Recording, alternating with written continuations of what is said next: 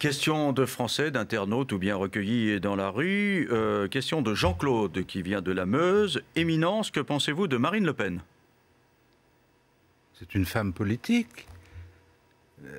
Elle a sa personnalité, elle a sa manière d'aborder ce que je crois quand même une phase nouvelle de sa vie personnelle, puisqu'elle est devenue présidente du Front National. Peut-être, mais je me trompe, peut-être qu'elle est encore en train de chercher ses marques quelque part, mais en tout cas c'est une femme politique. C'est un parti convenable, le FN? C'est autre chose. Un parti n'est pas convenable en soi, il est convenable en fonction d'un programme. Et pour l'instant, on attend le programme pour les élections présidentielles. Par rapport aux immigrés? Je ne sais pas bien quelle est la position claire. Je crois discerner qu'il y a des manœuvres pour nous faire comprendre qu'on risque d'être occupé par les musulmans, mais je ne suis pas sûr que ça soit vraiment conforme à la réalité. Ça, vous n'y croyez pas? Non. Question maintenant recueillie dans la rue. On est paroissien de Saint-Charles-de-Monceau et depuis plusieurs mois, on n'a pas de curé. Est-ce qu'on en aura un ou est-ce qu'il va y avoir des regroupements de paroisses? Bien sûr qu'ils auront un curé, bien sûr.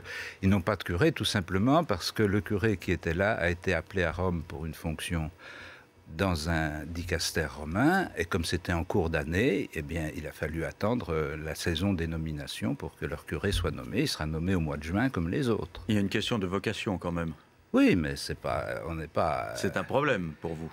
C'est un problème, mais si je peux me permettre, sans être outrecuidant, ça n'est pas un problème insoluble dans Paris.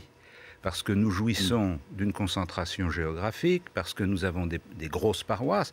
Si vous dites dans un diocèse de province qu'il y a un prêtre pour 40 000 habitants, on vous dit que vous êtes fou. Question maintenant de Bernadette. Si un enfant, on sait qu'il aura une infirmité toute sa vie, est-ce que l'avortement, ce ne serait pas la meilleure solution? Est-ce que l'avortement n'est pas la meilleure solution si on sait que l'enfant va être handicapé toute sa vie? Il faudrait demander aux handicapés. Ça veut dire qu'on pense qu'ils ont tort d'être là? Ça veut dire que ce serait mieux s'ils n'étaient pas là? D'handicapé profond, je pense que c'est ce que cette dame pense. Handicapé profond, ça veut dire qu'on préférerait qu'il ne soit pas là. Là, vous parlez beaucoup dans ce livre que vous avez publié récemment, La famille, héritage ou avenir, de la politique familiale, de ce que représente la famille, etc. Vous souhaiteriez une politique familiale plus développée en France? On dit qu'elle est déjà très développée par rapport à ce qui se passe dans d'autres pays voisins. Si vous me donnez 2 minutes, je veux bien vous répondre. Allez, 40 secondes. Je crois que la France bénéficie d'une politique familiale particulièrement efficace depuis plus de 60 ans. Depuis l'entre-deux-guerres, entre la Première et la Deuxième Guerre mondiale. Sous des modalités différentes, avec des apports différents, je ne vais pas entrer dans le détail.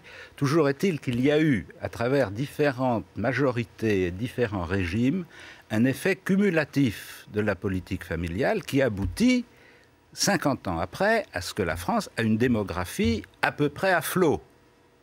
C'est un héritage patrimonial qui a été constitué par des gens qui étaient convaincus que l'avenir d'un pays, c'était sa jeunesse et non pas ses retraités. Et donc, qui a payé pour faciliter, non pas pour que des gens aient des enfants pour avoir de l'argent, mais pour faciliter à des gens de pouvoir accueillir des enfants. Ça a été les allocations familiales, ça a été des crèches, ça a été tout ce qui a été fait. Eh bien, si nous voulons que notre pays garde une identité, si nous voulons qu'il garde un dynamisme, il faut que nos familles françaises aient des enfants. Dernière question. Guillaume, internaute, Paris. Pourquoi êtes-vous contre l'euthanasie? Je suis contre l'euthanasie parce que je pense que c'est manquer à la dignité de la personne.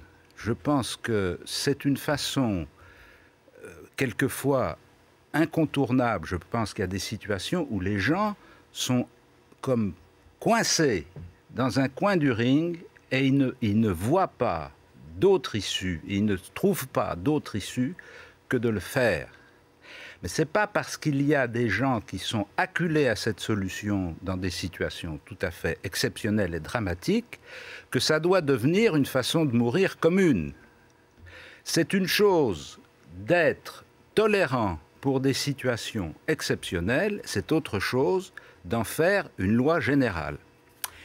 Nous allons marquer une pause pour le journal de 19h et ensuite vous aurez un débat avec Jean-Claude Amezen qui est chercheur et vous parlerez de bioéthique, notamment des recherches sur l'embryon. A tout de suite. Merci.